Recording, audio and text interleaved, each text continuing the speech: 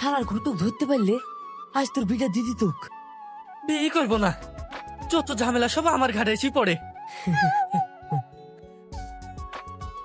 কি মহারাজা, এতক্ষণ কোথায় ছিলে?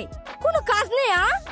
বাপটা যে সারাদিন খেটে খেটে মরছে, আর তুই রাস্তা রাস্তায় ঘুরে বেড়াচ্ছিস। আরে সেটাই বকছো কেন? এই বয়সে একটু একটু ঘুরবে ফিরবে, তাই বলে এইভাবে বকতে হবে? তুমি চুপ করো। ছেলেকে এইভাবে আশকারা দিলে বিয়ের জন্য কেউ মেয়ে দিবে না। দেবে না তো কি হয়েছে? তোমার ছেলে কি কম হ্যান্ডসাম?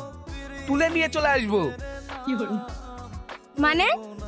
মানে আর বুঝতে হবে না, দাও আমাদের দুই বাবাটাকে খেতে দাও।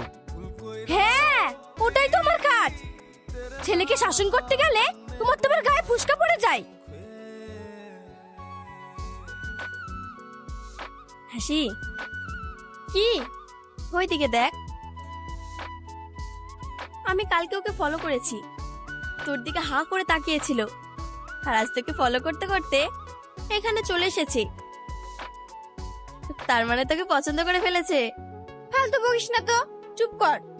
কেন, ছেলেটাকে তোর পছন্দ না? হ্যাঁ পছন্দ, কিন্তু ওর বন্ধুটা একদম ফালতু। ও, তুমি তাহলে ওই মেয়েটার জন্য এখানে এসেছো? এটাই তোমার কাজ? দেখ ভাই, কত সুন্দর হাসি।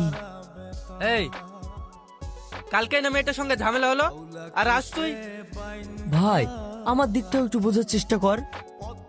আমি না ওকে প্রথম দেখায় ভালোবেসে ফেলেছি।